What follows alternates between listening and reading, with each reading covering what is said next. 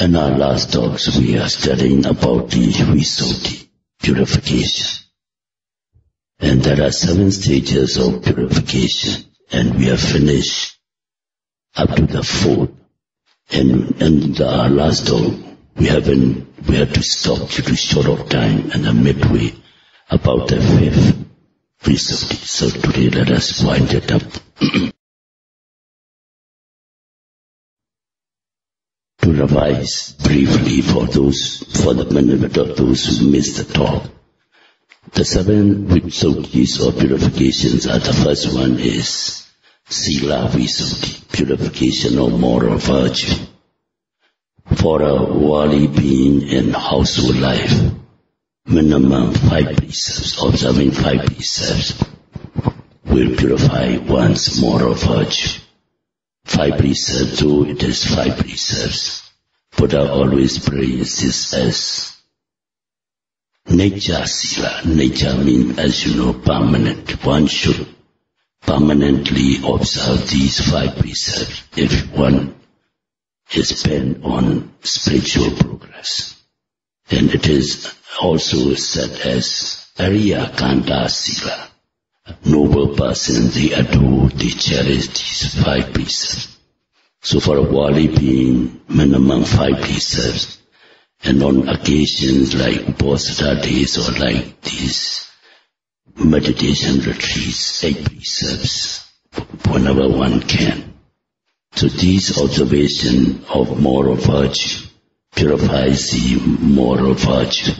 And that's why by observing strictly these precepts, one achieves Sila Visuddhi or purification of moral virtue.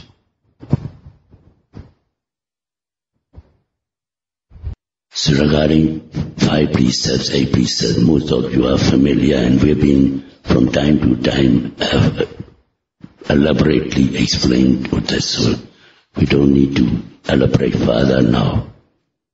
And after purifying sila or moral virtue, the spiritual progress, one is bent on spiritual progress, must next purify one's mind.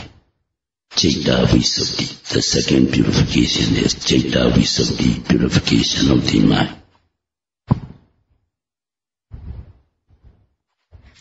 Why do we need to purify our mind? For an undeveloped mind or untrained mind, the mind is usually influenced by mental defilements, and Pali we call kilesas. So when mind is influenced by kilesas or the mental defilements, the mind is said to be impure. So it will be a hindrance or impediment or obstacle in one's spiritual progress. So that's why we need to purify the mind. Citta Visuddhi. Then how to purify this mind? That too we have many times explained to you already. And that is what you all are practicing also. 4 foundations of mindfulness. Briefly, Kaya, Vedana, Citta, Dhamma.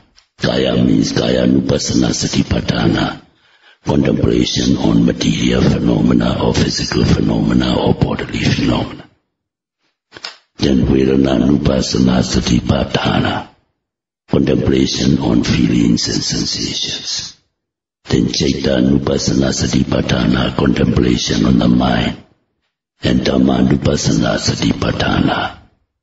And best leave it untranslated. It is Dhamma Nupassana Satipatthana. That we have already explained.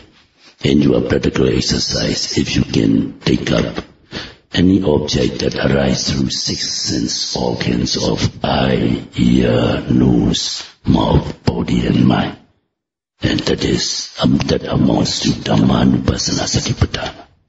By practicing these 4 foundations of mindfulness, one can purify the mind. While meditating on these 4 foundations of mindfulness, you eradicate or you suppress. We cannot eradicate it completely. We can only suppress these mental defilements. Mental defilements are kilesas or defilements. Here, most commonly encountered are grouped into 5 groups, 5 hindrances.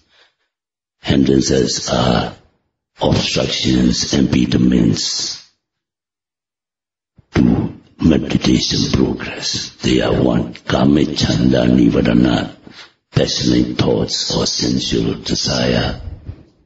2. Vyavada nivarana, ill will or anger. Then tina medra nivarana, sloth and torpor. Then audeja kokoja, restlessness and remorse. And number 5 is vichikeja, skeptical doubt. So at the beginning of the meditation, before we can establish some kind of concentration, these defilements usually obsess our mind, and that's why they are called hindrances. So when one has settled in the meditation, mindfulness and concentration become strong, then these nivaranas are suppressed, and that is moment is called Citta Visuddhi, purification of the mind.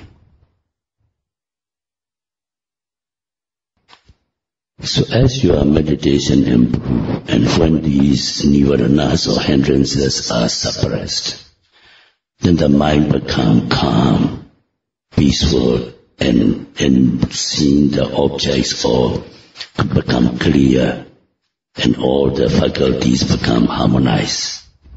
Then you start seeing the Dhamma which mind starts investigating the Dhamma. And the first insight that develops for such meditator is Nama Rupa Pariccheda Jnana, the mind and the matter. Like in sitting meditation, when you are noting rising, falling of the abdomen. Rising, falling of the abdomen is the movement, the element of motion is Vayodhatu. Vayodhatu is a material phenomena or matter.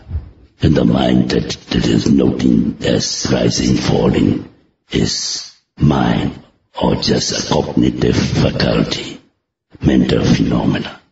So the two things become clearly distinguishable. One can discern very clearly between mind and matter. And that insight or that knowledge or that understanding is called Nama Rupa Pariccheda Jnana. And that is the purification of the mind. We call purification of the view or understanding. Deity Visuddhi, the third of the 7 Visuddhis or purifications. That we have many times and very often explained in detail how to identify mind and matter in your practical meditation. Like sitting meditation, rising, when you are noting rising, falling is rupa, because it is an element of motion, Vayodhatu, one element. Then sitting, touching to sitting, the body sitting is rupa, and the mind that is noting is nama, mind and the matter.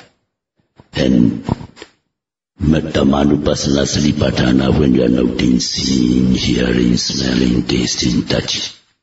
Seeing the eye and the object, visual object is rupa. The seeing consciousness that arises from that contact of phassa is nama, mind and the matter. So also now when you are here noting the hearing, now you are hearing my voice. The sound in the ear, your ear is rupa. The hearing consciousness or just simply hearing is by nama or the mind and the matter. So that this one must clearly perceive and must be firmly impressed, so that this will help you to eradicate the Sakka deity, the personality belief. There is actually no person involved, just conditioned phenomena of mind and matter. Because of the body, then there is a noting. because of the noting, then the knowing, etc. So one condition supporting another, conditioning another, one condition, another condition, like that. So this is a chain of reaction. So the first step to discern for a meditator to purify one's view or understanding is this Nama-Rupa Pariccheda Jnana. Please be sure that you can clearly understand and intellect the world from your mind.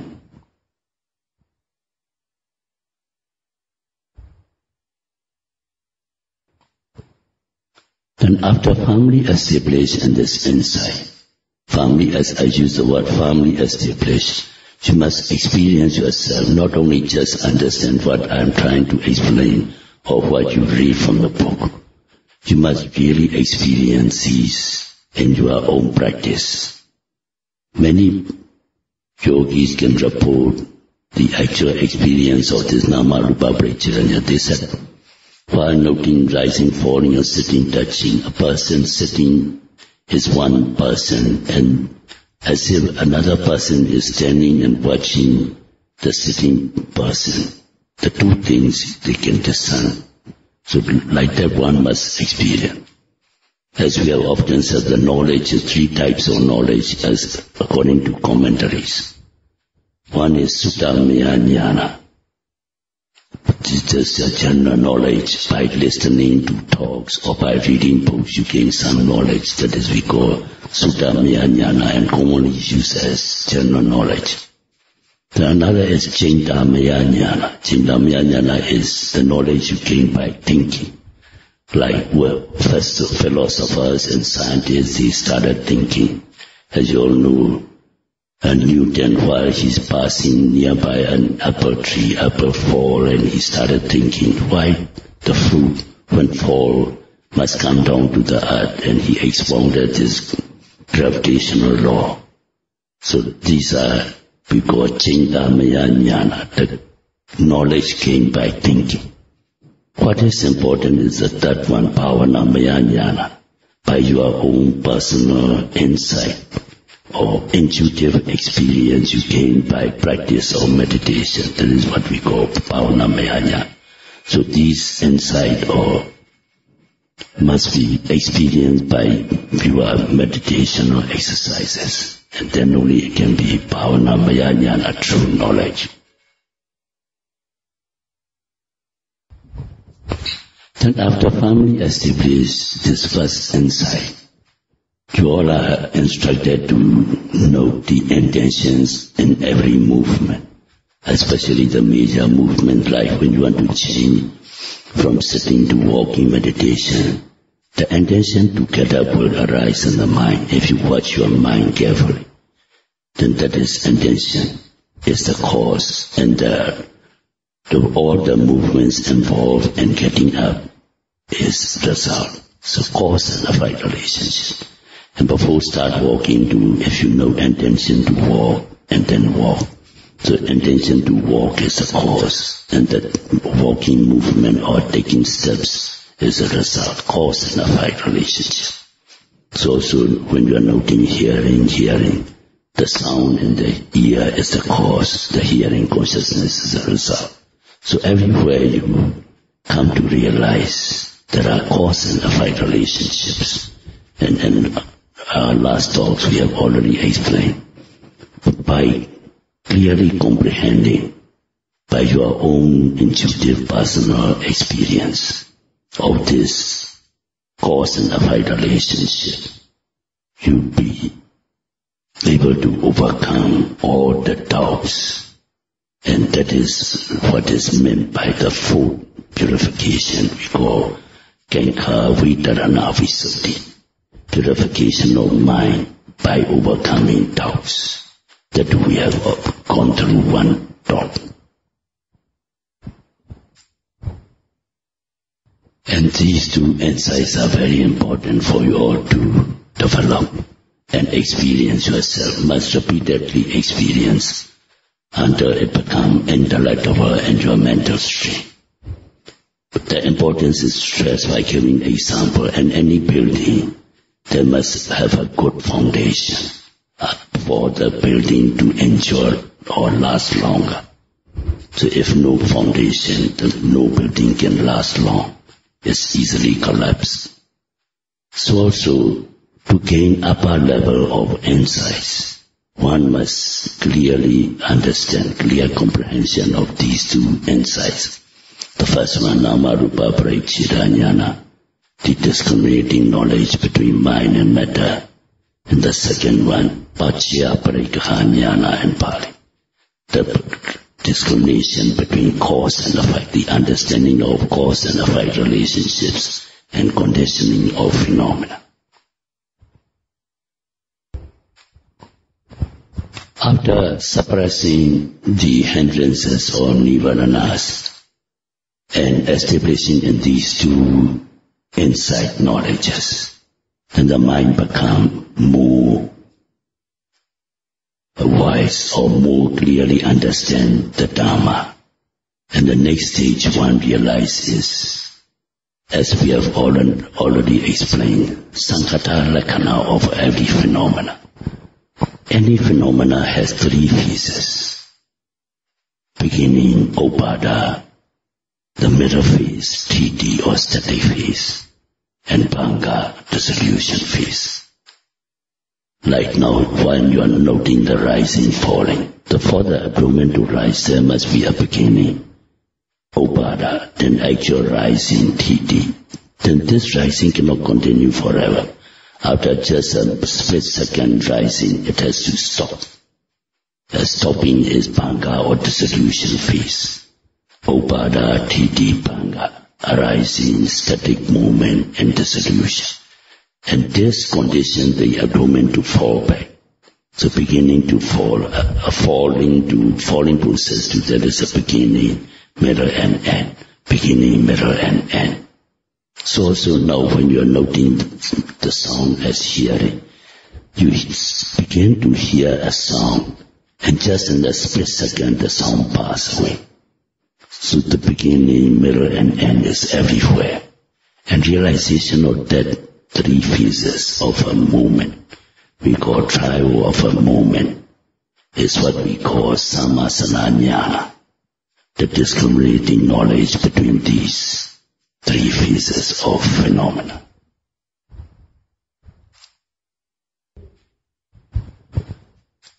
One meditator may stay for some time with this insight, sometimes experiencing all the three phases. Sometimes one can experience only one or two phases, like beginning is clear, middle is not clear, and the solution is clear, like that.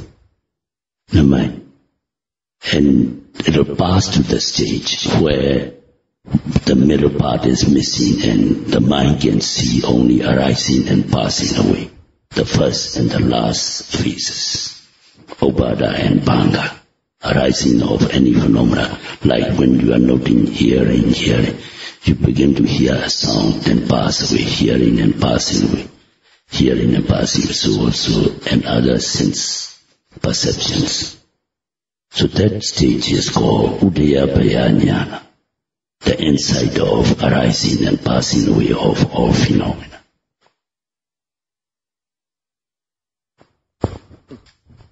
At this stage, one has to be careful because one can gain some extraordinary experiences in meditation. And they are described as Vipassana Upakilesa, meaning Vipassana Upakilesa. Directly translated, defilements of Vipassana, or insight, defilement of insight. Actually, they are not defilements. They are good mental qualities, but one can usually get attached to it, and then it becomes a defilement. In a sense, not evil defilement, but it can be an impediment to one's progress. So here we have to be careful. And there are 10 such kind of extraordinary experiences one can realize at this stage.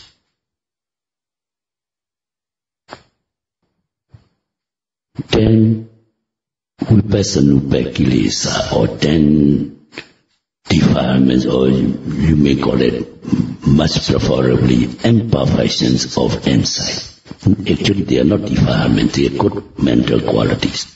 But the thing is, one can be liable to attach for these experiences. That's why they are classified as defilement. Actually, they are imperfections. You better translate it as imperfections of insight. Then, the first one is obhasa.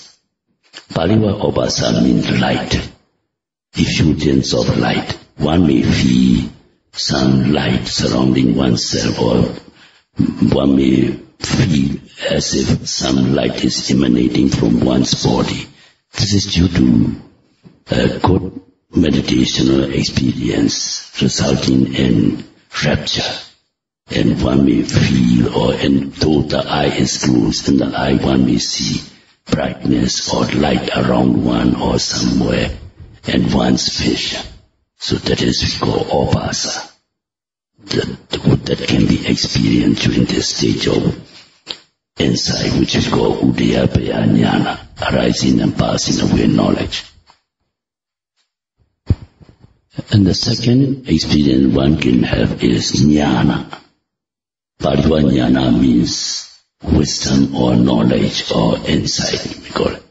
At this stage, the insight of namarupa pariccheda, or insight of paccaya parikkaha, or mind and matter, or whatever one observes, one can clearly see. Like the moon when it is devoid of clouds covering it, then one can see clearly the moon like that. So all the insights, what we have mentioned, for you all to experience, one can easily see. And this is what we call jnana.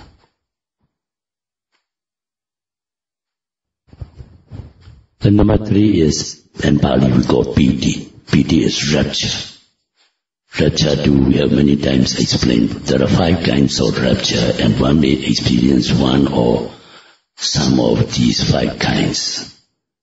So piti means rapture. Because of one's experiencing these extraordinary experiences, and one's noting become clear, and understanding of Dhamma become more clear and keen, then satisfaction arises, and this is what we call piti or rapture.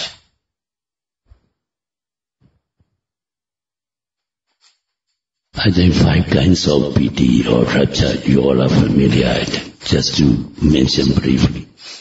The first one is Kotaka piti. Kotaka means minor rapture, like you feel chills and goosebumps in the skin, or standing of the hair and chills. This is we call Kotaka piti, minor form of rapture. Then Kanika piti. Kanika piti is the bouts of chills and joy or delight, like a lightning flashing in the sky. So that is the Kanika piti, momentary rapture.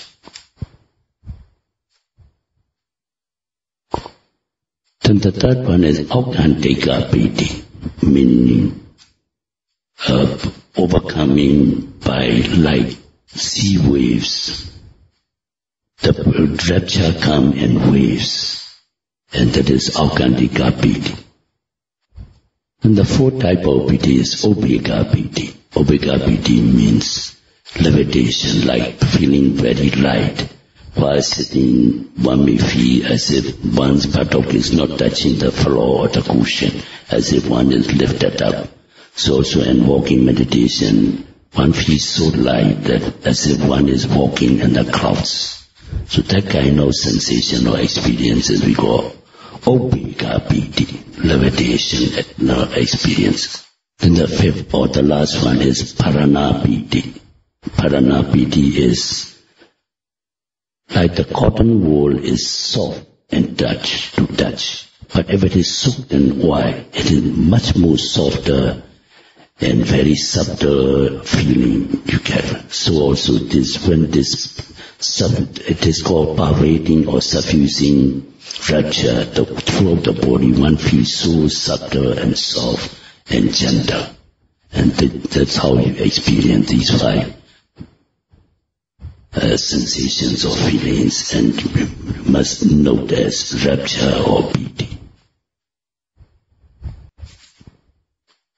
When these rapture or delightful interests become subsided, one mind become tranquil or serene, and that is passaddhi. And after that one feel happy, sukha. Next is adhimokha. Because of these experiences, extraordinary experiences one experience, then one's saddha become aroused very strongly, and that is we call adhimokha. One determination become very strong, and one wants not to quit the meditation. One wants to carry on as long as one possible. Then the next is pagaha. Because of this adhimokha or strong saddha, one exerts more in meditation, and that is we call pagaha. The next is upadana. Upadana means clearly comprehending all the insights one is observing and developing or realizing.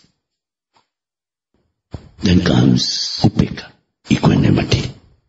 The ninth one is upekkha or equanimity. And the last one, number 10 is nikanti. Pali word nikanti means delight or craving. One can be delighted in these experiences, and though the meditation teacher asks the one just to keep on noting, not to dwell in any of these experiences long, because it will become an impediment. That's why they are classified as impediment, because they are so good and so extraordinary in experience, one can get attached to it.